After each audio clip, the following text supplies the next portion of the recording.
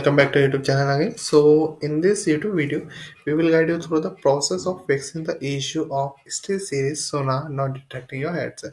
We understand how frustrating it can be when your headset fail to connect properly, but why not? As we have got you covered, our step-by-step tutorial will provide you with easy to follow instruction to troubleshoot and resolve this problem. By the end of this video, you will have a clear understanding of the necessary troubleshooting step to get your SteelSeries Sonar headset working seamlessly again. So don't let the technical glitches hinder your gaming experience any longer. So let's start how you can troubleshoot.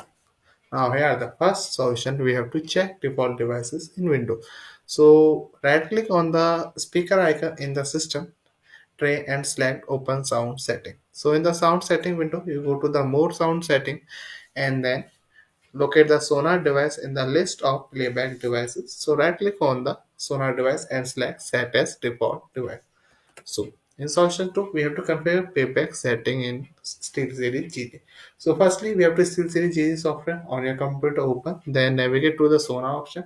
Under the mixer section, you have to select the gaming profile, and now we have to check that under playback setting, headphone is selected as the output device. So make any necessary adjustment to ensure proper playback configuration for your headset. And now in solution 3, we have to restart or enable disable Sonar. So close the SteelSeries GG software completely. Then restart your SteelSeries GG software by reopening it. And now check if the Sonar now detect your headset after the software restart.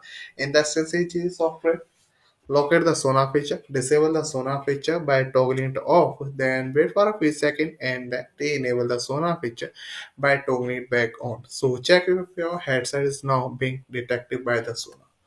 So these are some simple solutions you have to take in when you tackle the problem of your SteelSeries Sonar not detecting your headset. Thank you for watching our video. I hope this video is very helpful for this issue and we will catch you in our next video.